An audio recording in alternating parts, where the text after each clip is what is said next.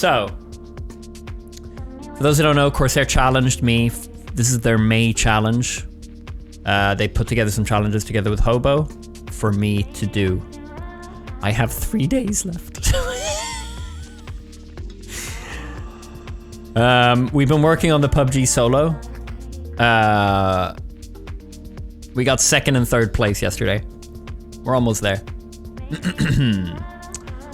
The Pogo Suck Halloween map, I'm not worried. I'm a little worried. We're gonna, yeah. And the 100K, these are the big bosses. We gotta do one of those today. We'll see. Honestly, black and yellow wardrobe, Corsair mascot, draw your audience, plan my office in The Sims, and community time. We could do all of those in one stream at some point tomorrow or something. That's no problem. Might be able to do one of them today. What we're gonna start off with though, is we're gonna do a little Q&A here. I've got a nice cup of tea, which is still warm, which is very nice. We have some pre-made submitted questions just to get the ball rolling. We've got quite a few actually here on the Discord, but you can feel free to bounce more questions off of it. I've never done a Q. I'm always doing casual Q&As, aren't I? They've never been named time for a Q&A. I had a quick look at what's in here. There's some deep ass questions here, man. I don't actually know how I'm gonna answer some of these, but we're gonna give it a go. We're gonna chill. The channel is locked. You can't submit any more in this Discord, but you can feel free to chime in. But just keep it chill. All right. I say that there's some deep questions in there. Do you want me to reopen? No, it's fine. There's quite a lot of questions in here. Now, speaking of chill, are there any big decisions that you made regarding YouTube or Twitch that you wish you didn't follow through with? I was giving this some thought while I made my tea because I saw this and I was like, holy shit, all right. I don't think there's a pivotal moment that I'm like, oh my God, I sold my soul with this one move. I've made mistakes like everyone else, but you say like big decisions. I don't know, maybe I shouldn't have streamed Hogwarts. That perhaps ended up, but that, yeah. This is what I start with. I stand by what I said in my response to that. But if I could take back time, I'd be like, nah, that's not worth it. It's not worth the stress. and what ended up happening. Do you want to bring up drama again? No, we don't need to. If people disagree, that's fine. I've said my piece on it. I'm not going to say it again. But that, yeah, I don't know, big decisions. You know what?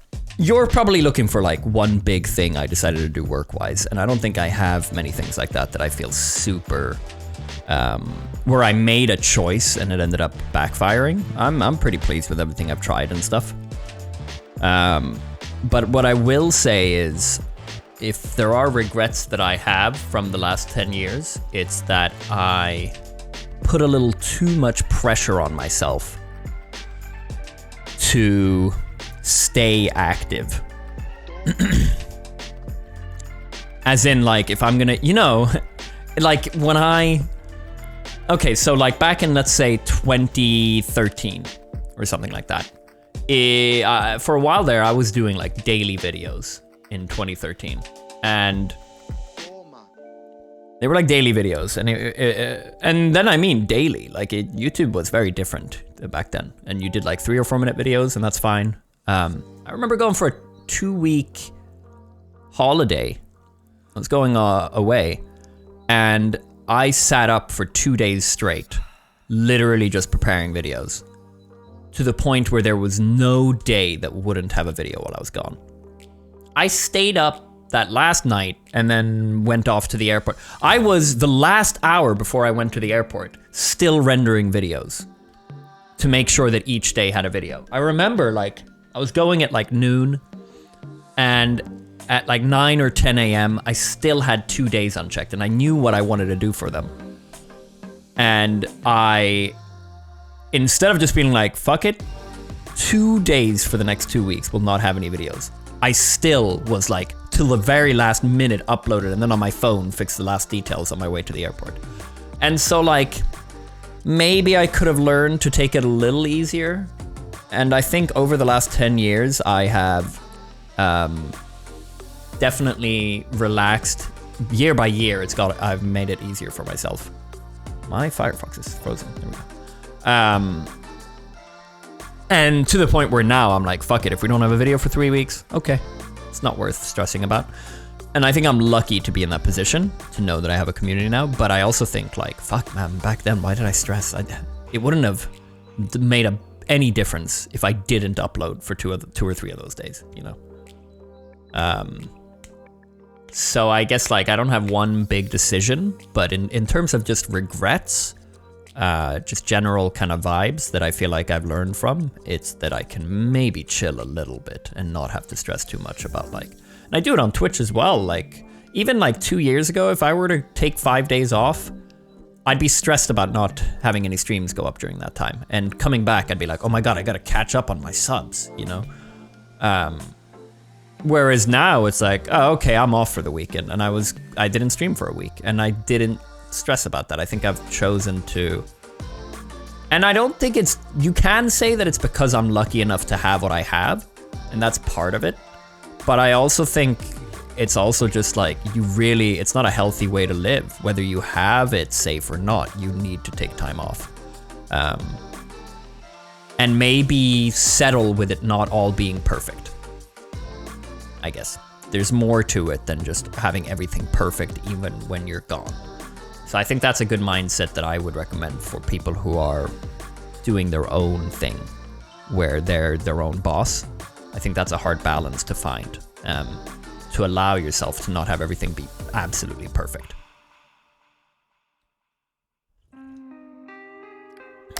That kind of answered your question. Senshi, how has being an influencer affected your life in ways you could have never seen coming? I don't know, I'm still in it. How's it affected my life in ways that I could never have seen coming? Fuck, man, I don't know.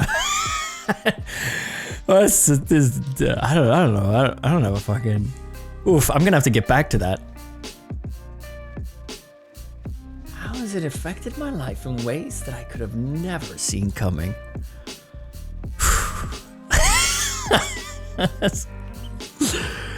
Oh, I don't know, man. I'm gonna have to think about this. You have an answer, Hobo? Please, inspire me. You got married for one? Yeah, but that's what never see coming, you know? Like, it's gotta be something huge. Like something odd, you know?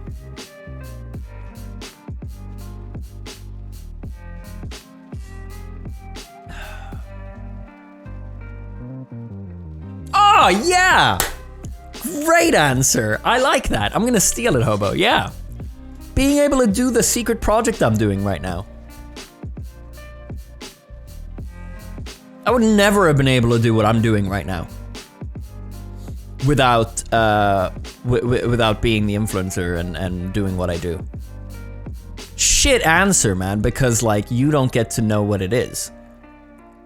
But it's, isn't it funny how easy it would be for me to just say it right now? Yeah, no, yeah. Just being able to like put something into something that's like a passion where I'm like, I might not even make the money back. I just get to do this because of where I am.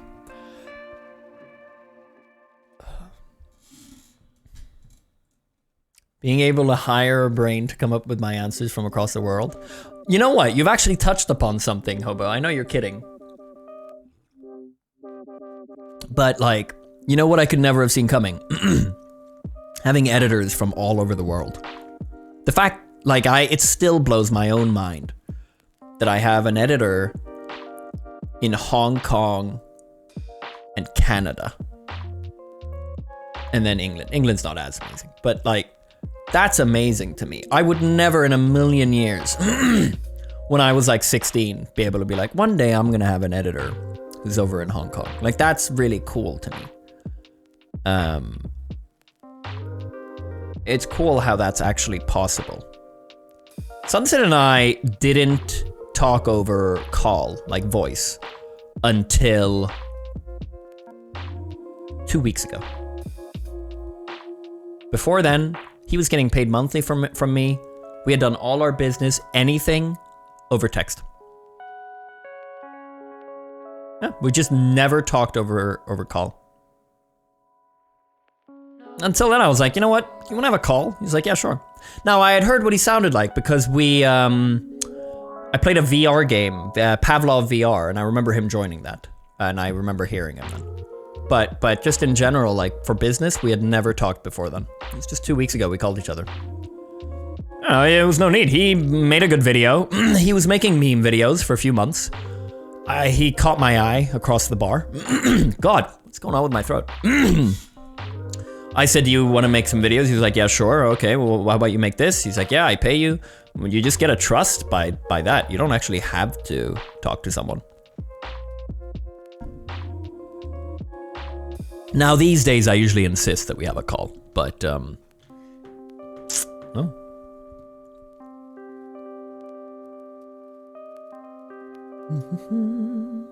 I saw your Insta post in Paris where you were in a bouldering gym. I'm wondering how long you've been climbing. What was your progress like and what grades do you climb? Oh, like a lighter question. That's nice. I started climbing when I was like 18-ish. And over the last decade or so, I've been very on and off with climbing. There'll be a year where I'm climbing every week. And then like I'm off. Like it's a very love-hate relationship, me and climbing, because like there's none. I've never been truly close to one near me and stuff. But but I like it. I like bouldering. I love bouldering actually. It's a very social sport. I wish I had a bouldering gym near me. The closest one is a half-hour drive away, which it was fun in Paris. My progress is, you know what, I have the benefit of being tall, so I love climbing with short people because I get to, there's two very different skills in climbing. Like if you're tall, in bouldering that could be really useful because you can skip steps, but you can also be a little clumsier, I feel. There are certain ones where it's more beneficial to be short. I know a lot of professional climbers are actually short, from what I've read. So it's kind of it's a little of both. But I do love sometimes just being tall and being able to just like, they're there like, and I just skip it all, you know? It's, yeah, I love climbing. I do it, honestly, if I had one within walking distance, I'd probably do it 1 or 2 times a week right now. I love it. My progress is, well, they changed the difficulty system a few years back while I was climbing. I don't know, I'm medium. I can't remember the colors now. Is red quite difficult? I can't remember. I'm okay. I'd say I'm good at climbing, but I'm not anything better than good.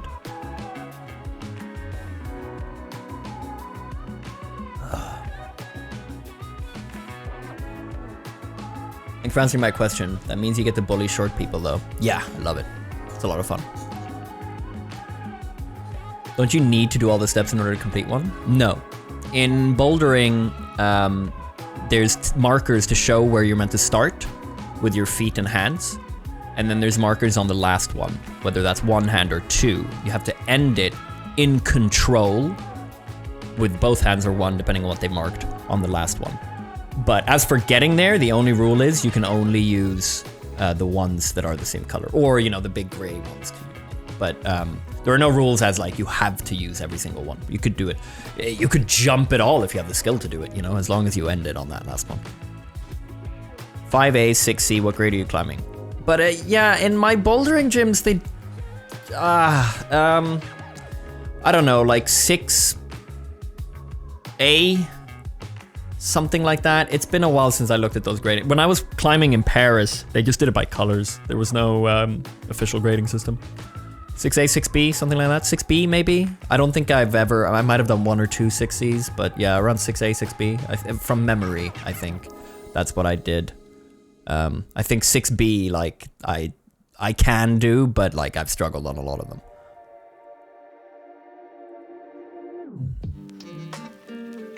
Regardless of price, what is your favorite Corsair product? So many to choose from. Thank you, planted question. No, thanks, Mr. Trick. Ooh. I mean, like, it's such a boring answer because I always say it, but I really love the K70 low profile keyboard. It's nice. It's changed my life. No, but it is nice. It's nice. I just like, I love it. I love it. I've, over the last 5 years since I got it with I've been with Corsair for 5 years, so probably like 4 years ago or something when I got the low profile. Ever since, like, they have sent me many keyboards to try and show you guys, but I always go back to the K70 low profile. I think it's an amazing keyboard. It's very nice. It's very low key. I didn't intend that pun, but that was good. Yeah, it's very low key. Like it's nice. It's not. Oh. Whew. Oh, we'll end it there, shall we?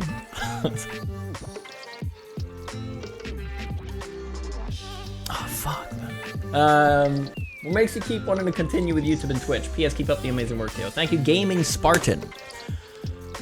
What makes me keep wanting to continue with YouTube and Twitch? With Twitch, it's the feeling of having a good session and having a positive response from my chat. It's a really nice feeling. It makes me really, really happy. When I finish streaming, if it's been a successful one, I'm over the moon. I'm over the moon. No, not the money. Well, I love the money, but honestly, you know what? I don't give a shit how this is gonna come off, but there's 2 scenarios. I have one stream and it's perfectly average, like any of my other streams, but there was a subwave and lots, and I did really well. One person donated $1,000, you know, and I made an unusually high amount of money on that stream. That's great, and I'm obviously really grateful and happy.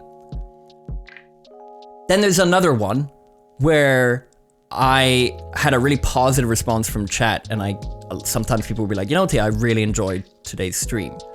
And like, there's a big response to things, we're all laughing, we're having a good time. Of the 2, when I'm done streaming, I'm happy and I'm content if I've made more money from the stream. But the one where I had a really good time and everyone's really positive in my chat and we were laughing and we were just like, and that one makes me like euphoric. I think it's 2 very different feelings. But for why I keep streaming, those kind of streams, man, are just lovely. They make me so happy. That's kind of weird. Why? You judge me because I don't choose the money one? Like,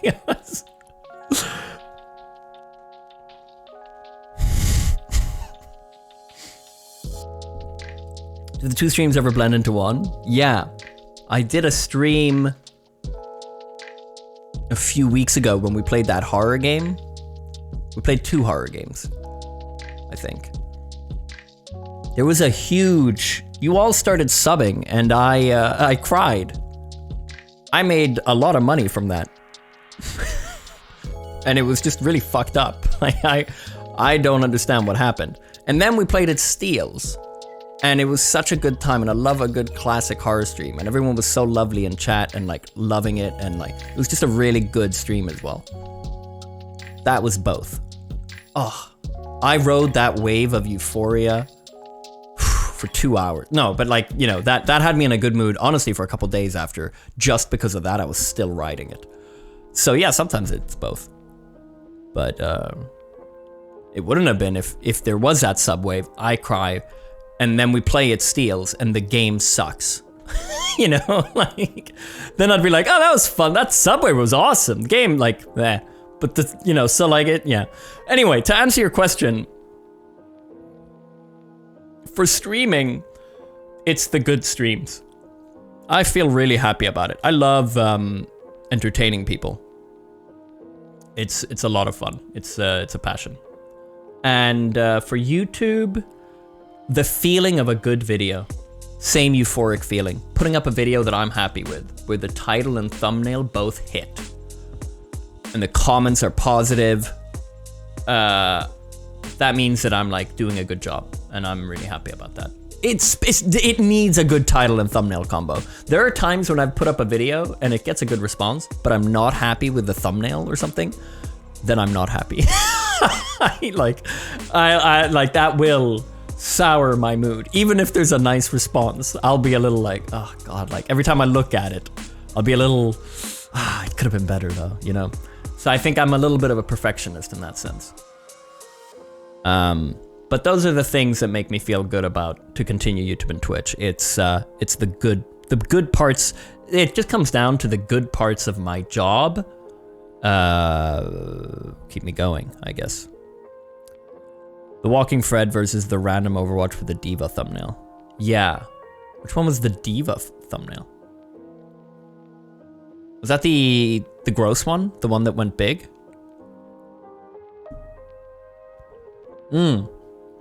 Yeah, the Widow one. Yeah. Although, you know, yeah, that one made me pissed off, you know? I could spend so much time on a lovely thumbnail. And then this fucking gross, like, she's 19, guys, like, and it's her, like, of course that one gets like 700,000 views, you know? Like, that one had another thumbnail the first 2 days. 2 days, and it wasn't performing well. It was underperforming. So we changed the thumbnail to this gross-ass Overwatch porn thumbnail.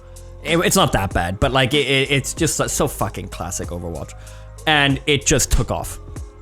Like after a day, you could see, because this is 2 days into it, so you can tell hourly it wasn't getting views. Switch thumbnail, and it starts ticking up, and then it went like mini viral or whatever, and like it had 700,000 views just like a month later. Just joined, nice topic.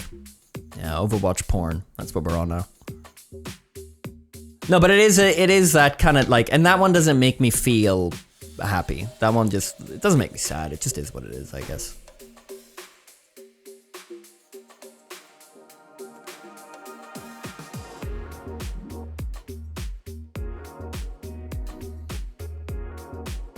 Didn't Richard say nice as well in that clip? Oh yeah, yeah. Sunset must have been so sad. What, for DayZ? No. No, The Walking Fred, Sunset put months of sweat and tears into that series. And while it didn't perform well views-wise, the community response to The Walking Fred was one of the best we've ever had. So both Sunset and I would say, I don't want to speak too much for him, but when we've talked about it, we're both happy and pleased with it. People are still every day saying, when are you going to play DayZ? Because of that series. Am I disappointed that the series didn't do better? Yeah, of course. Of course, we invested a lot into it. But just the community response made it worth it. It did, however, affect the idea of when people say, will you play it again? Like, yes, I could play DayZ again. Sometimes I get the mood. But to invest that much time and effort into something and put an editor fully on it for months isn't really like financially worth it. Like it was a lot of work. I mean, there were like 50-minute episodes there, and they were fully edited. It took a lot. of course, I think I learned from it as well. I think I could have probably, I think the videos would have done better with, so we went stylistically with very different thumbnails from the usual videos because it's such a different show. And I saw it more as like the idea of like a TV show, you know? So I got, I've forgotten his name, Felix? Phoenix? This amazing artist who had done some other stuff for me. He did a poster I have on my left.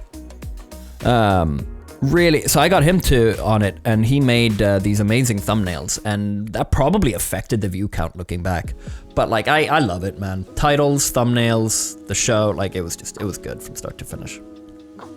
Stuff like that, I think it's important with YouTube as well, that you don't only focus on views, but also focus on doing things that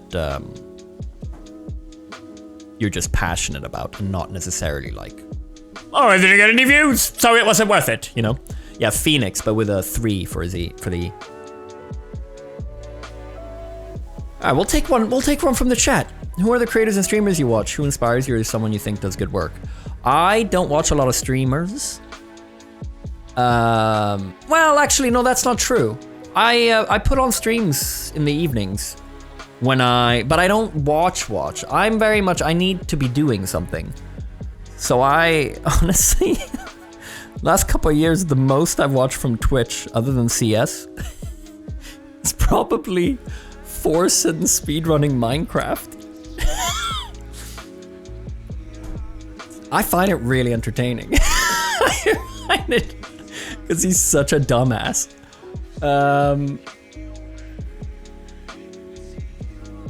So very often when I've been done streaming, I'll watch him while out with the dogs. Let's have him on the phone. It's kind of, yeah.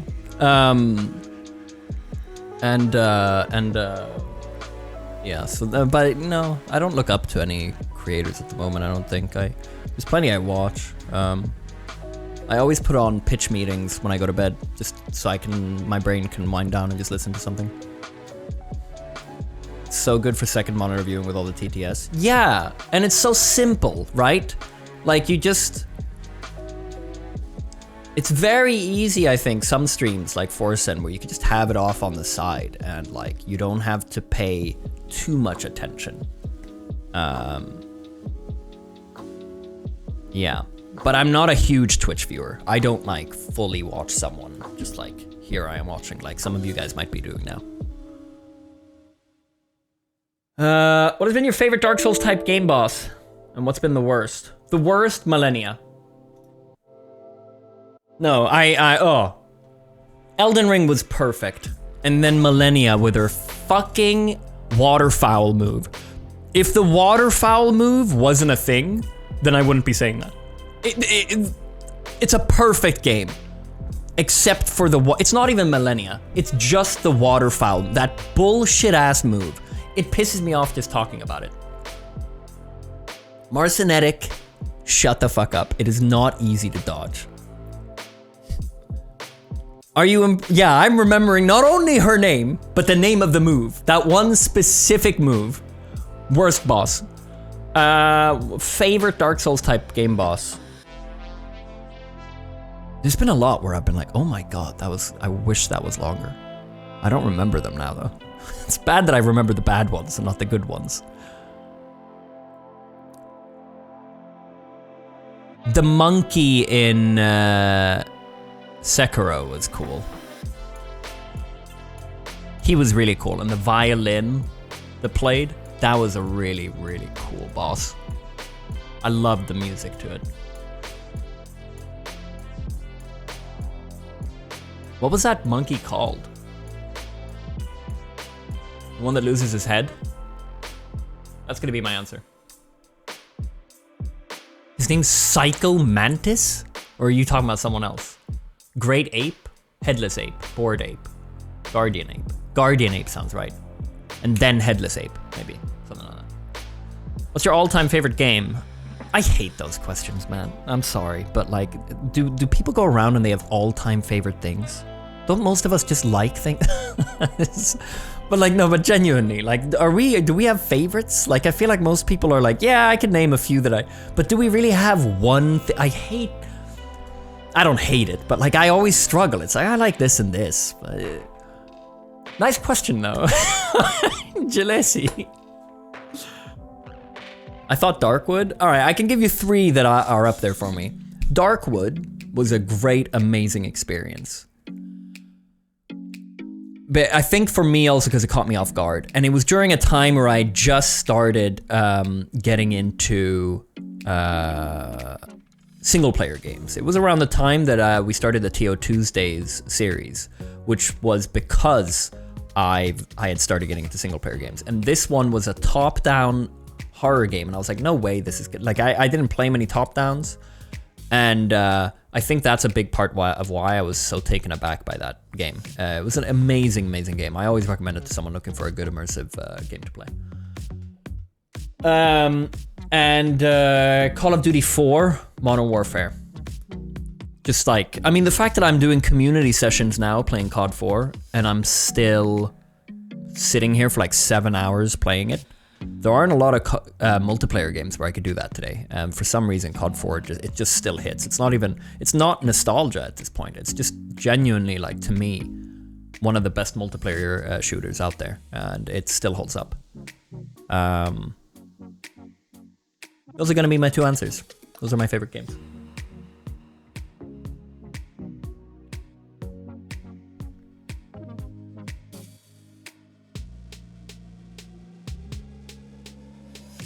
Can you update us with anything new regarding your aquarium? So I am getting a... oh, Guns! Guns! Guns was an amazing game. I was looking for a third. Guns.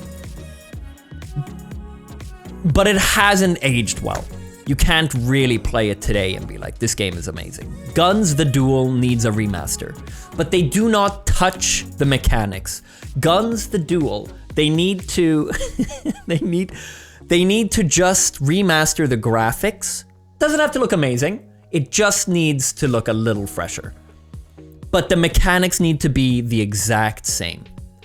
And it would do amazing today. I've talked so much about it. It's an amazing game. Yeah, that one's up there for sure. God, how could I forget about Guns? Yeah, it's genuinely, that's up there. That's the third one. That's the secret project. I fucking wish, dude. If I had a lot of money, I would buy the rights to Guns the Duel. Then I would hire a bunch of beast developers and I would remaster it and release it free to play on Steam with skins. I mean, the fucking quest, the dungeon mode or whatever. Like it's just, it would be a great game today. All of it, it's just and the mechanics, all these Zoomer kids slide canceling in Warzone, they'd love this game. Amazing game, amazing game. Whoever owns the rights is sleeping on it. My aquarium is it's up there. I'm gonna, once the office is redone, I'm gonna get a little shrimp aquarium behind me, is the plan.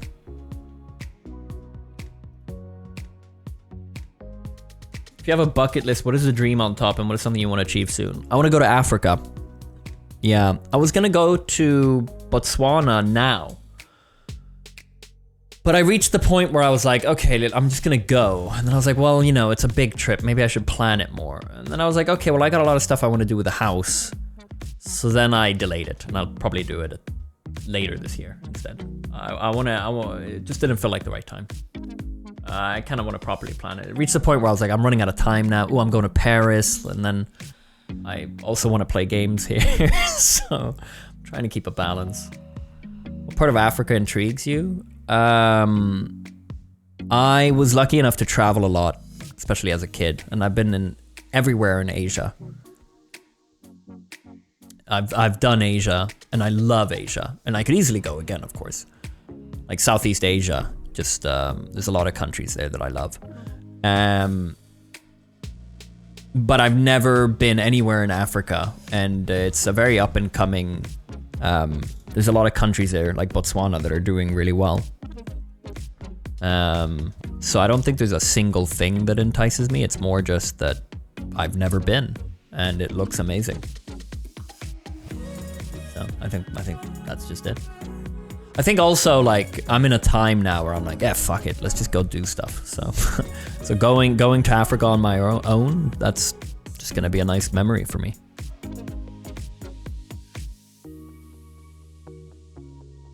Also, I want to swim with sharks. Yeah, a classic. I'd love to dive with sharks, man.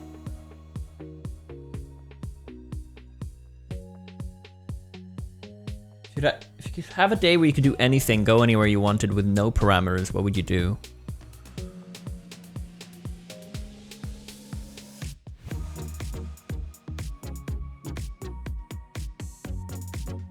Oh, like go skydiving with Nicolas Cage. What a story, right? What a story. Let's do that. What do you feel like has been the biggest setback in your career? How have you learned from that experience? Setback. I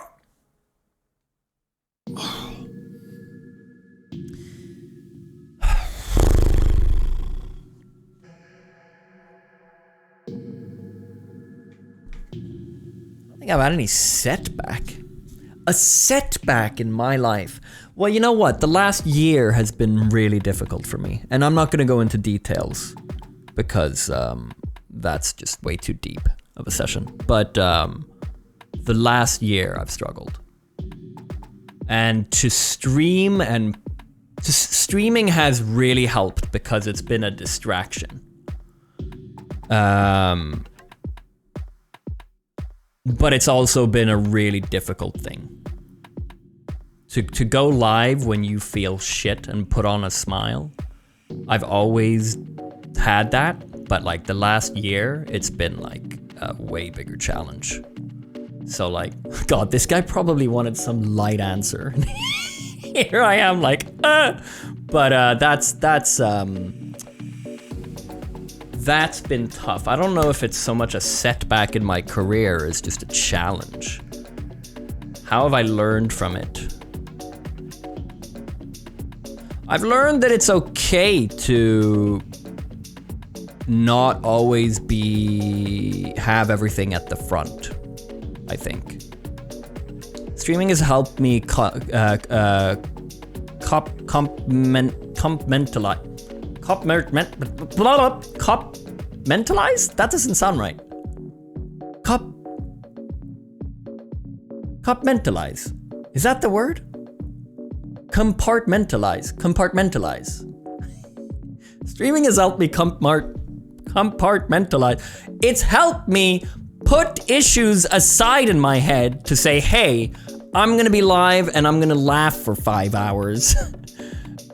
It's okay. It's helped me not always have to think about the bad and distract myself. And I think that's really important for everyone to have, whether it's through work or a hobby. It's a very healthy thing to learn to do, to be able to create a cage in your head and say, hey, I'm gonna lock this up for a while and just enjoy myself. And then when I'm done, then I can say hello to it again and think about it. And not always have it around in your head, right? So if you have a very rewarding job, or if you like going climbing, or if you like biking, whatever it is, learning, it's a mental exercise, I think, to put things away. And for me, streaming helped a lot for that. But it was also just a really big challenge in the beginning. Just some days were tough, I guess. I think that's it. So this year hasn't been a setback, but it's been a challenge. And I feel like I'm coming out of it now, where I'm like coming up, just about finishing going up a hill and feeling more like myself. But it's been tough. You think about sharing maybe too much about your personal life and that it affects more than we know, because I really think it is harder than anyone not in a public eye experience. Yeah, that's over the last year also been a big challenge, balancing what to share and what not to share, and making decisions about how I want to change that in the future. For sure. Yeah. Whew, that was deep fucking, I don't know, yeah. That's it. That's it. What do you think is the meaning of life?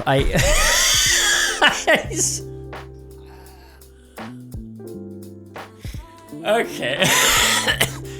Alright. Just being happy, man, you know? Like, can we do something just light, you know? So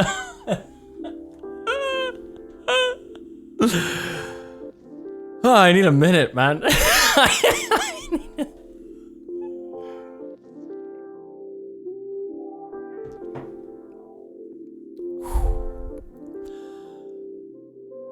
Whew. Anyone got anything chill? Trim looks great. Thanks. Thank you. Yeah, it's all right.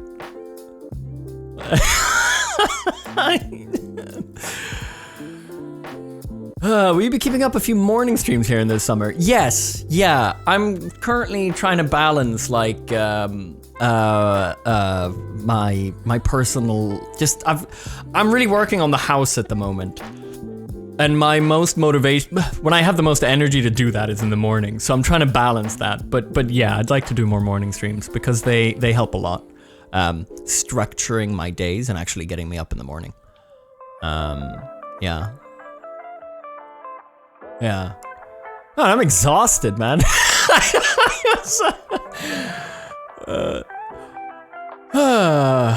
What's your favorite protein shake flavor? There we go. Let's do some lighter stuff. You know, it's chocolate. Yeah, I haven't tried so many others. I wouldn't mind vanilla, but I feel like that would get sickly. I think chocolate is the way to go. I'm into the chocolate. The vanilla or like strawberry, I think strawberry, meh. I think that's gonna taste manufactured. Vanilla, I think I could get down with, but no, it's chocolate for me, man. It's nice and easy. I could down it. It's nice. Second place, I'd probably try some vanilla. I might try some vanilla, but I have a 5 kilo bag of chocolate that I'm currently getting through. Yeah, exactly. I feel like strawberry would be too artificial. I can fuck with like a slightly artificial taste in chocolate, but you know, strawberry I think would be a little.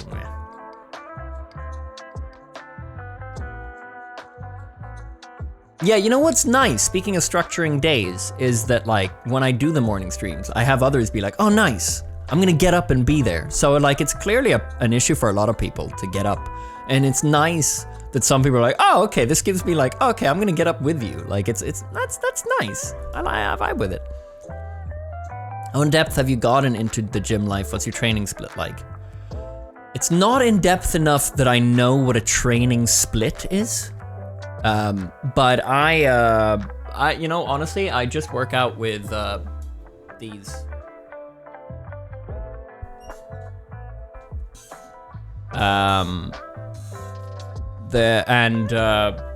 That's it, really. I am looking to get a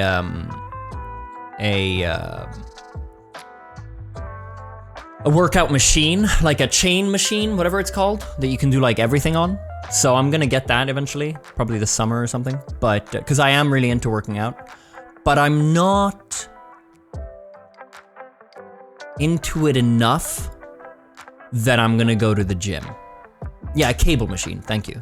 I'm not into it enough that I'm gonna go to the gym because the gym is, I mean, it's like 15 minutes to get there, and that doesn't sound like a lot, but when it's already been a struggle all your life, like, it's way easier for me to just be like, come on, Teo, like, after I'm done streaming or something, and just do a 1 hour workout with the dumbbells.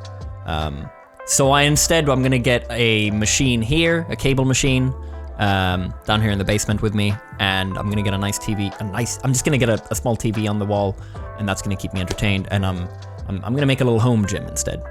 And I can say that when I saw Luke, I saw everyone on Friday. When I told Luke this, he said he wants to come live with me. He was like, oh my God. Like, he was really jealous of that. So I think I just struggle getting the motivation. I've always struggled with motivation in general, so I'm gonna get a little gym here instead. Or a little, I mean, from what I can tell when I've looked at it, this cable machine, like you can do 95% of everything you want to do on a cable machine. So I think that's what I'm gonna get. Yeah. I'll show you guys when it's done.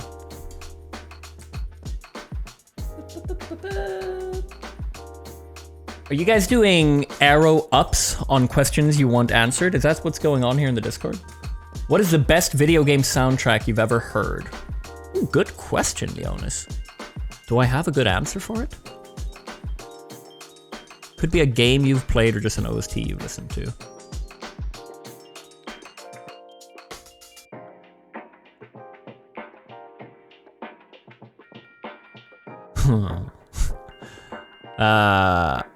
Fuck, man. I mean, Bramble's Swedish song made me cry, you know, so.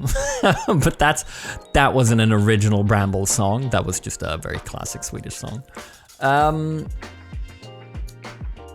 don't know. I can't think of any. Oh, I mean, like, you know, it's going to be so boring of me to say, but Halo 3. Halo, it's just an amazing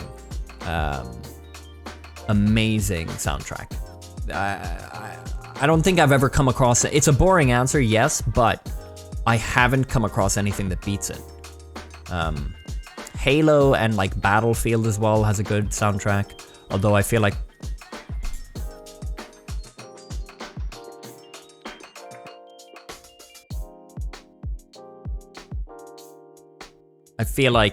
they haven't really utilized it well the last few years. I feel like it was better early on. I'm just gonna get Luna in. She's being a naughty girl.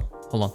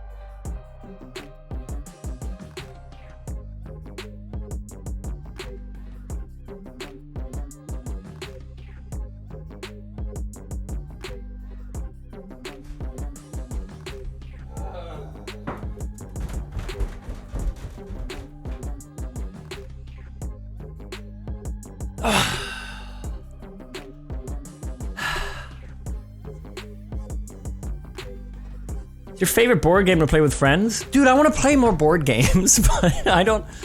Most of the guys, they don't want to play board games. You know what's a fun game? That game where you.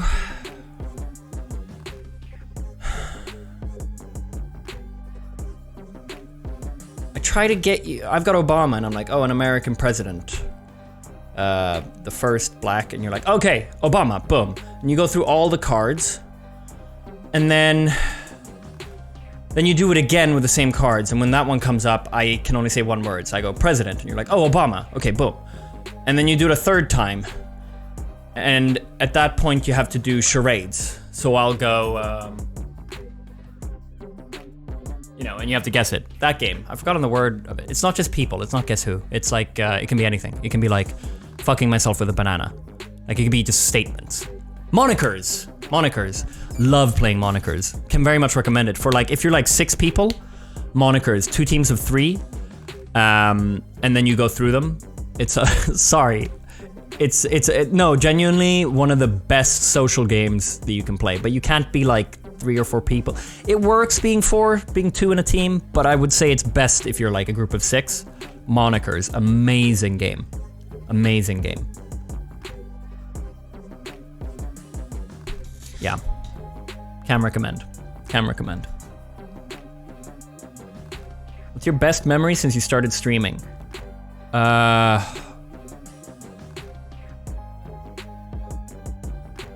Someone making a game of me, I guess, or whatever, was a cool memory. That was amazing. I don't know, there's a lot of memories. We'll go with that one. R/Place was an amazing weekend. That was, that was fun. That was doing sleeping on camera. Well, that's a weird way of putting it, but like fully dedicating yourself to a stream like that. I've never done that before. I really enjoyed it. It was a lot of fun. I remember I went out even like on that Monday night to go for quiz night with the guys. Was gone for a few hours. I just left the stream on, came back. You were all here. It was just so much fun. It was a good time. I like that.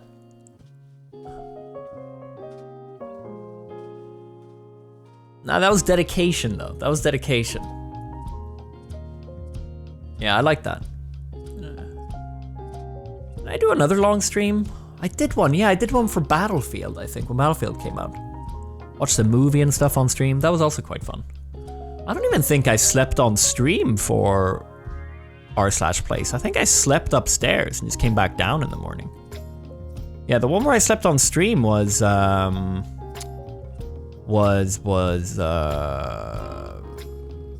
36-hour stream I did. Battlefield. Hey, Ashanka's Asian cast, thanks for subbing. You had the revenue to back it up. Would you expand Teal's game company, or do you see yourself trying to keep things smaller? I'm always looking for fun projects to keep me busy. I don't mind the idea of like investing into things, but I also think that I'm the first generation of a new line of ways to make a living, and so I don't know if I have a shelf life or not, and what's to come. So therefore, I try my best to keep a buffer of money, I guess, because if my career dies tomorrow, then I probably need to go study for like 5 years and like completely change my life, and that's gonna take it's gonna take a long time to build that up and everything. Like I have to restart, you know? So I'm not perhaps keeping things smaller, but I try to keep a buffer. And so I try to not do too much at once. I think, I guess. But I do stuff. I mean, I'm doing this secret project, and I'm investing a lot of money into that I don't think I'm gonna get back. It's very much a passion project. What would you study? Real estate. Is there one thing you regret when it comes to your content creation career?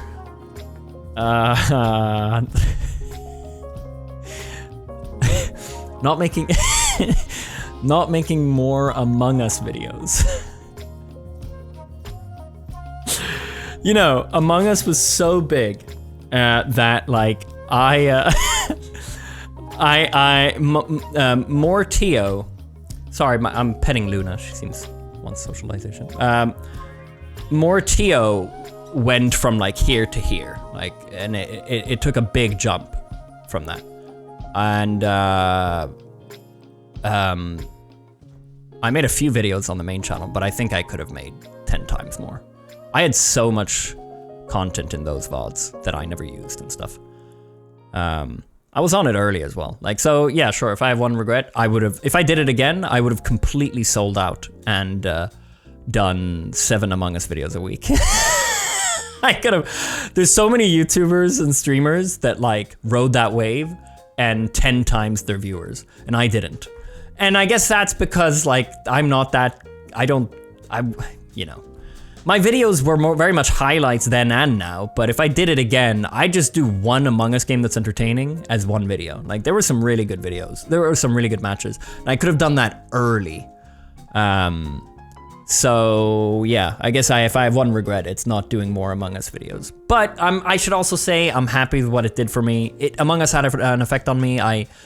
If you look up the old Mortio Among Us VODs, they all have hundreds and thousands of views, and they're like hours long. So it's not like I didn't like make anything or profit or like gain viewers, I should say, from Among Us. But I think I'd do more on the main channel if I could, if I did it again, to get more viewers. Sometimes very much I feel, especially recently, that I don't mind going against like my morals as a creator if it means that I'll get more viewers, right? So, and I don't mean that as like fuck it, let's play this new like Hitler game. This looks awesome, guys. Like, I don't mean that, but I mean more like doing a thumbnail that I hate because, but doing a thumbnail I hate. I wouldn't mind that today if I know that it's gonna, because if the content is good and the content is me, then like at the end of the day, what does it matter if the title and thumbnail are cringe? Like I still struggle with that. You know, I do like a good, as I said earlier, a good thumbnail and title that I feel happy with. But I think that's something I always balance with and I'm trying to get better at. Like allowing myself to do something that isn't totally me in order to get viewers that'll like, because at the end of the day, my content is still me and that's the most important part. I don't even know why I started saying this. What was the question? Oh, the regret, yeah.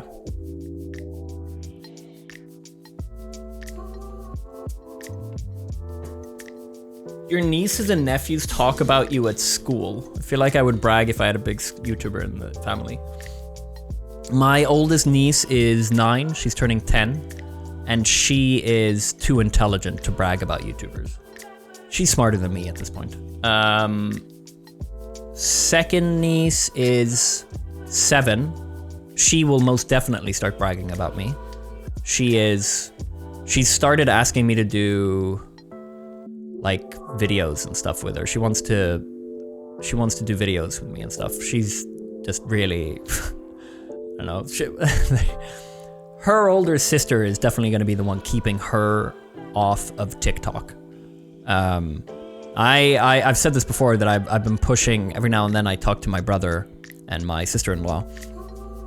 I'm like, are you keeping them off TikTok? You know, she's like, yeah, but it's getting tough, you know, and I asked Kate, and then Kate heard it, and she was like, TikTok isn't good. Kate's my oldest niece. And I was like, well, why? And she gets a newspaper every week. There's a big newspaper we have in Sweden, and they have a kids version. And she gets it every week, and she gets excited about it, and she reads it. It's like, and it'll talk about actual news. Like she knows about Ukraine, for example, and the Ukraine war, but they've written it in for kids so that it's easily understandable. And like, so I asked her like, why is TikTok bad for kids? And she was like, because I've read it in the news. Like I've been reading about the bad stuff that they do. Like, and she just formed the opinion that it's not good, you know? So she's definitely going to be the one that's keeping her little sister off of TikTok, and we'll see how that goes. Yeah, and then my nephew Max is way too young, but he's really taking a liking to me. He keeps asking me when we can do a sleepover next, and he's always, for his birthday this year, like a month and a half ago, his parents asked him what he wants to do for his birthday, and he wanted to spend it with me, and he wanted me to pick him up from preschool, and he wanted to come over here and play games with me. So he came over here and we played games. And then he wanted me to come with him back to theirs. They live across the street, and eat dinner with them. Yeah, so what was the question? I'm just bragging about my fucking do you talk about, oh no, I don't think they talk about me. I don't know. I was going over to borrow some tools from my brother the other day, and the niece's friends were leaving, 2 kids, they were siblings, and they looked at me and they're like, oh, are you the one who has Luna? And I was like, oh yeah. Like, so I don't know. I could see maybe them talking about it a little once they reach the age.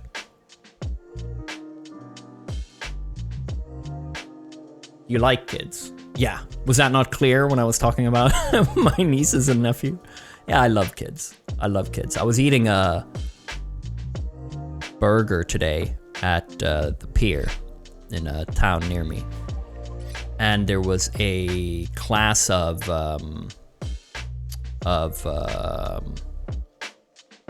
preschoolers. They were probably like 5 years old. There was a whole class of them, like 4 teachers, and they were so cute. They were all eating ice cream. It was just really cute. So yeah, I like kids. They're nice.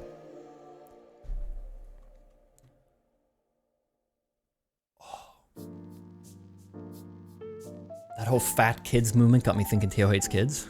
It was a fat kids movement? What did I say?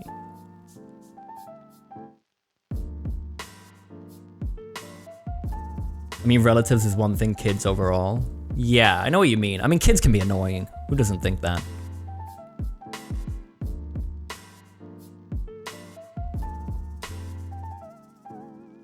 Drunk Fall Guys.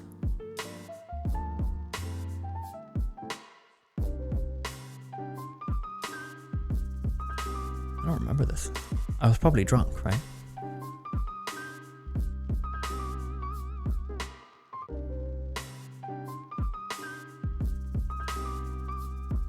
If you had to choose, which bear would you fight to the death?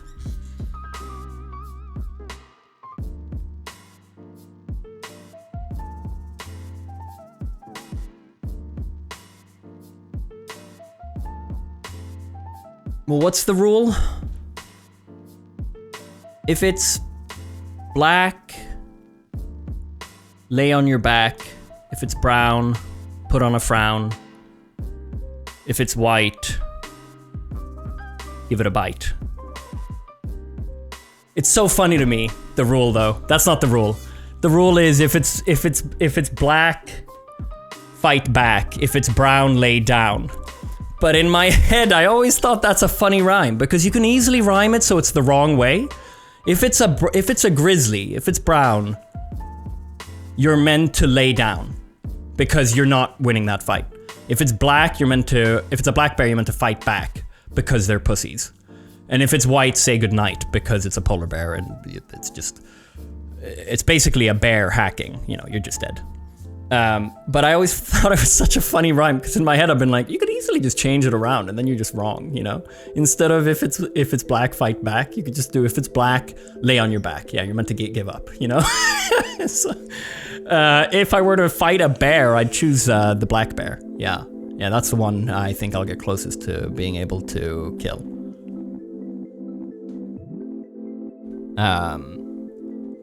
Yeah. If it's brown, go to town. Yeah, exactly. Like, just the opposite of what you're meant to do.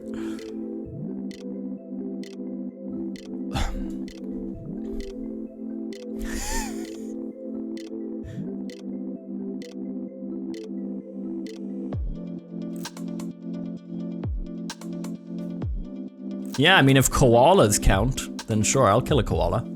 Do I have to kill it or just knock it out? Oh, to the death. Okay. To the death. Maybe like a baby cub, like a bear cub. I don't know if I'd be able to live with myself though. That would be tough. I'd need it to be trying to kill me. But if it's to the death, you know, like, you know, I might, you know what? I'd fight a cub and then I would spend the rest of my life giving everything I could to the bears to make it up to them. Why does he make every question so heavy? I don't know what you mean.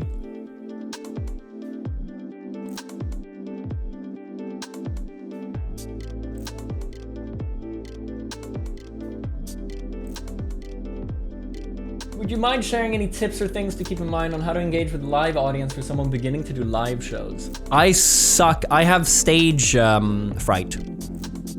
I'm really bad with it. My train is fully stuck. How long will you stream? Oh, I don't know. I'm on all evening. I have stage fright.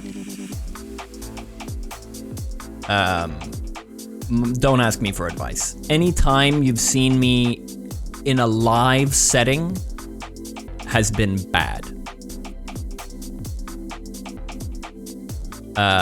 Like in-person stuff, I suck. Looking at the wrong cameras, shaking, I'm not myself. But you were great at the Siege games? Yeah, and that was at stage, right? And I was having a good time, but that's because I wasn't in the foreground. I was one of 10 up there. That's okay. But if I'm like in the foreground a little, if I'm more of a focus, I'm not gonna do well. So no, I'm a terrible person to ask. Good luck, man. I wish you all, I wish you all the best with working with in front of a live audience. I mean, I think it's okay to be nervous though. You should accept that it's okay to be nervous. But if you get so nervous that it's an issue, it's a problem that you can't get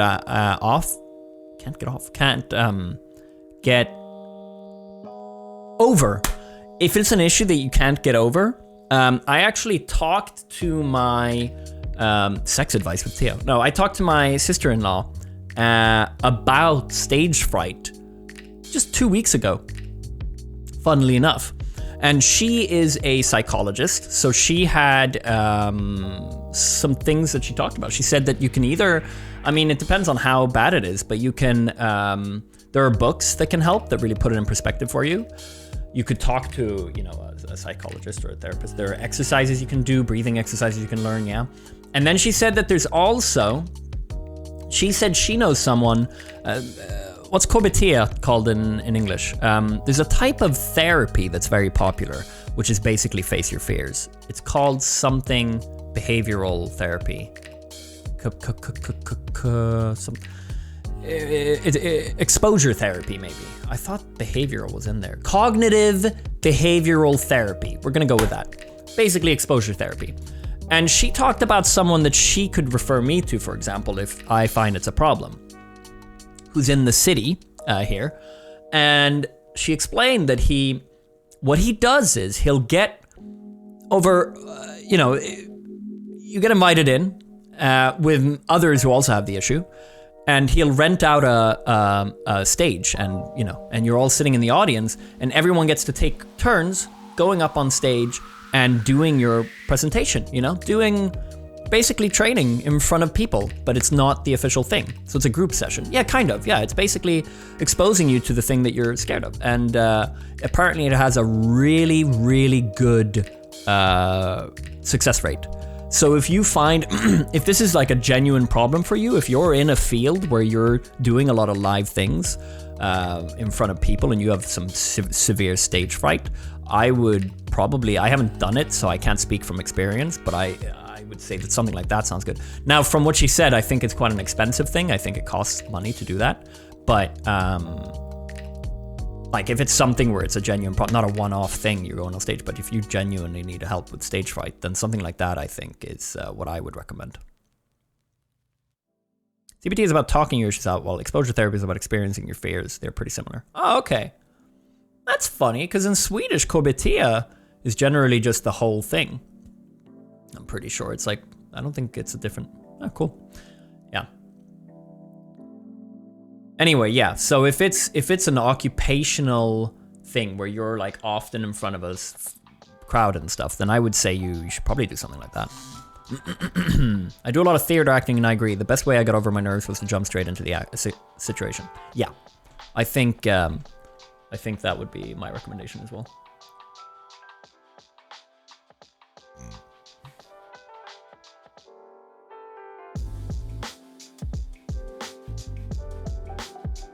How much longer do you think you'll do content creation for?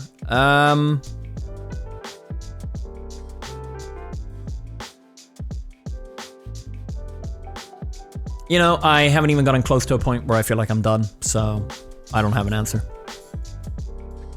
If I start finding that it doesn't make me sad, then I'll change it up. But no, I don't see any reason to change it. Tomorrow. I'm trying to get to a point where I have everything very automated. I think, and still getting to do what I love. So that's what I'm trying to do. If you could redo your aquarium, is there anything you would do differently? Ooh, no, I loved my aquarium, and I of course, like today I look at it and think, oh, I could do this, but the amount of planning that I put into my aquarium and how much effort I put into it, like at its peak, when it was looking at its best, yeah, I wouldn't change a thing. It was really nice. I was really, really pleased with it.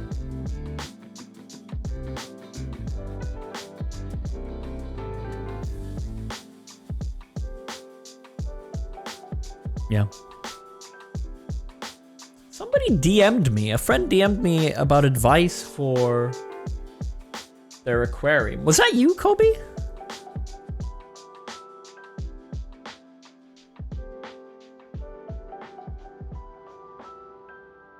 It was, wasn't it? Yeah, okay. How did that go?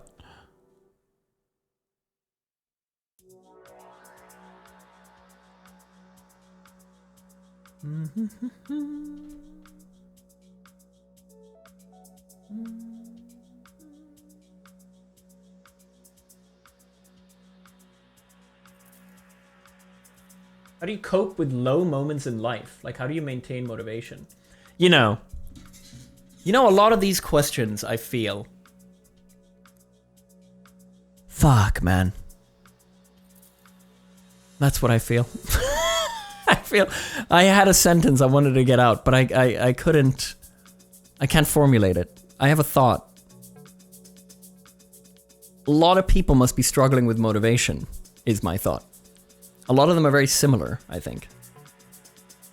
I think that's my thought. Everyone is so sad. That too. There are a lot of questions in here that are like, how do you deal with being sad and stuff? Makes me very sad. It makes me very sad. Just that people are struggling. Ah, hell yeah, Dubman. All right, cool. Hey, good luck, man. Keep me updated.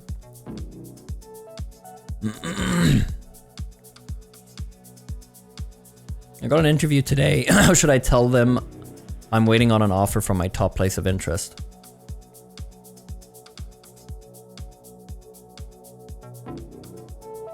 Wait, are you not interested in the place you're interviewing at? I don't think you tell them that. Do not tell them that. No. You tell them that by not telling them that. Yeah, it's just an interview, man. Just show you don't have to tell them that. Just let them come with an offer. They don't need to know that you're waiting. Just do the interview, man. Don't tell them that, is what I'd say. But do the interview. That's what I'd say. All right, let's finish on a nice question. What is the secret project? Oh wait, did I even answer the other ones? How do you cope with low moments in life? How do you maintain motivation?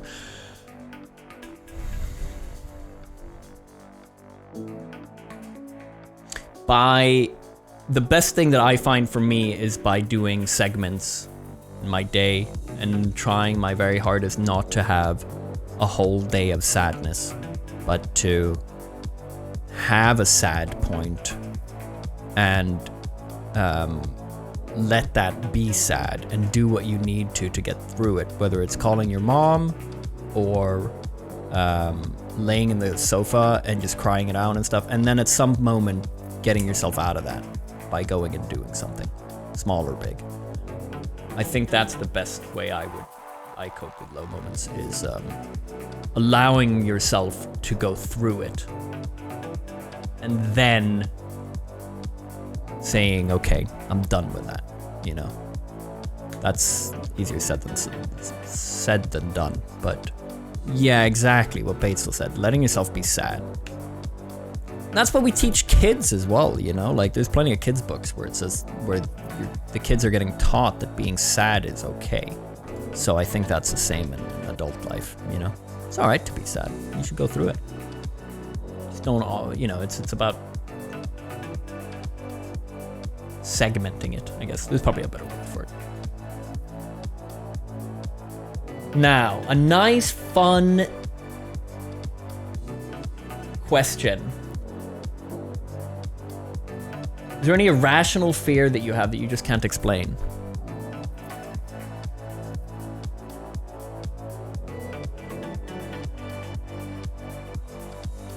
No.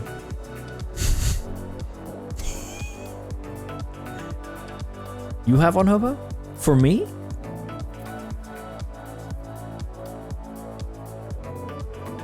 Oh, okay. I was gonna say, like, no way you know mine. What's yours?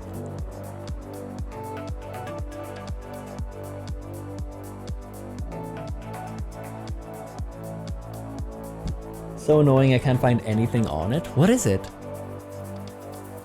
Oh, that No, mine is food in toilets. No, I hate it. I really hate it. No, I feel like I can throw up just thinking about it. No, stop. That noodle in the toilet picture from Pogostuck. I can imagine it. I can just think about it right now. Yeah, that and furries. Furries, not furries, but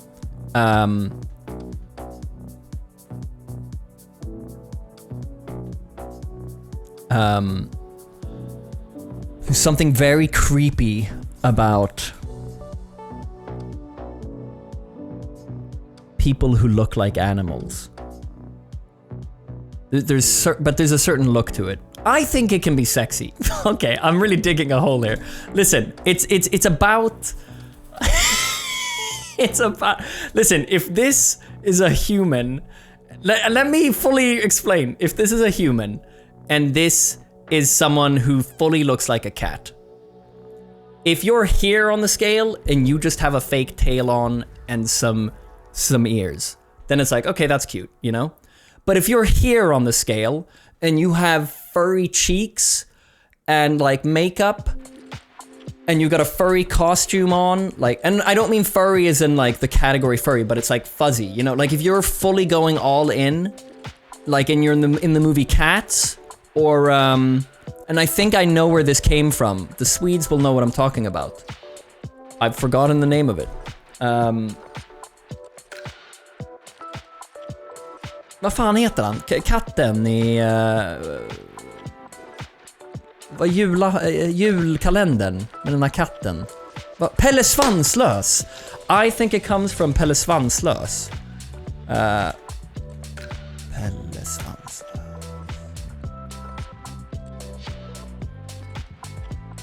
There was a Christmas... I'm not going to be able to explain this. There was a show with a where they're all cats and dogs. And I loved it, like I enjoyed it. But I also, something about it, like deep in my core, creeps me out about it. I'll show you some pictures. Theo, vad i helvete? No, I know. There's something about it that really creeped me out. Just like... There's something about this that there's something in my stomach that doesn't like this. It's a good show, and I enjoyed it, but I'm also... There was a dog in it. Oh, God, why do I get... Okay, no, this is my fear. This dog scared the crap out of me. He's a bulldog in it. And he had like the teeth coming out, and he...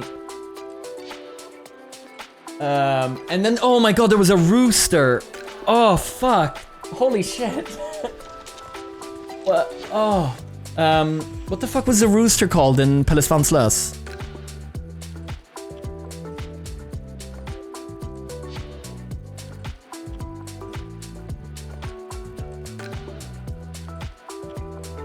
I need to find a picture of him. I need to go through this.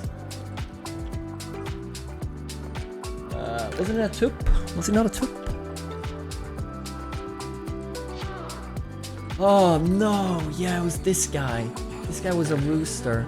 Okay, yeah, this is my irrational. This guy was a rooster, and he'd walk around like a rooster as well. He scared everyone else. They were all scared of him. That's why he's got the stick out. He scared me, man.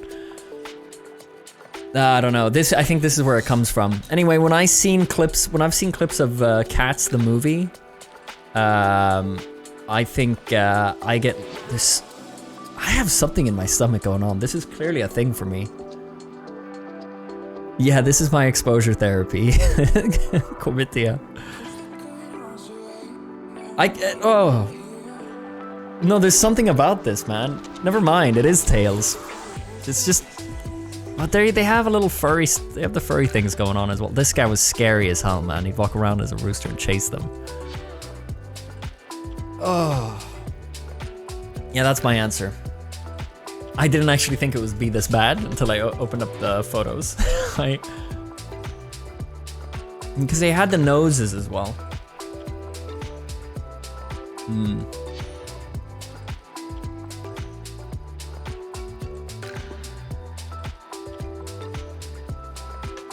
Well, what was the question? Was that it?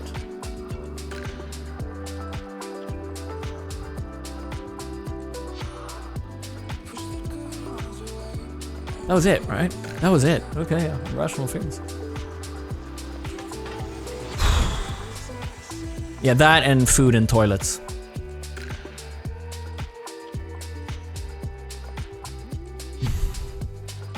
Navi. What's Navi? I have content, by the way, perfect for less TO. What is it, Marco?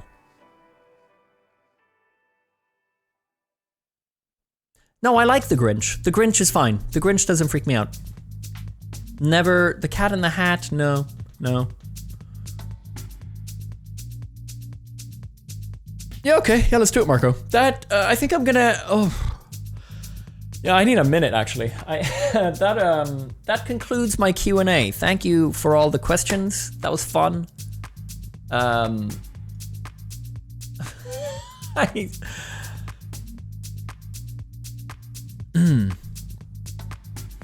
Yeah, we're good.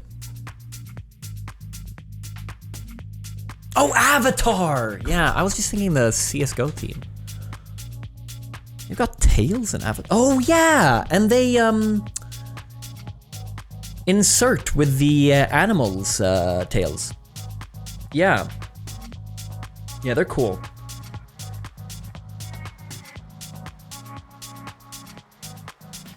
I actually have a stomach ache. I'm a little, so I think I've actually, you know, half of it was a joke at first. But actually looking up the images and thinking it through, this is an actual thing for me. Oh.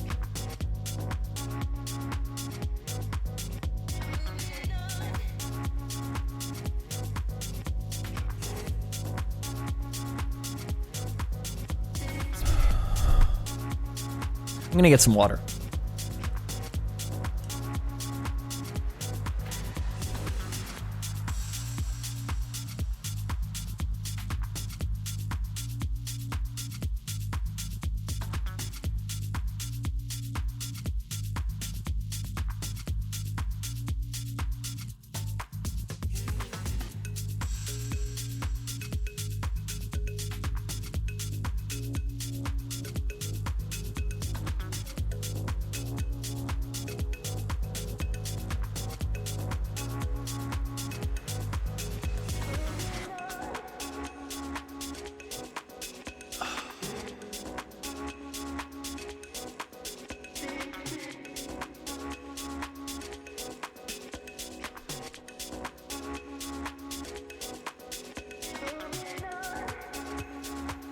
Wait, they inserted to the animals with their braids?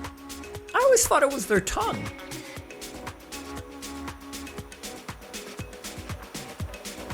Ah, tail!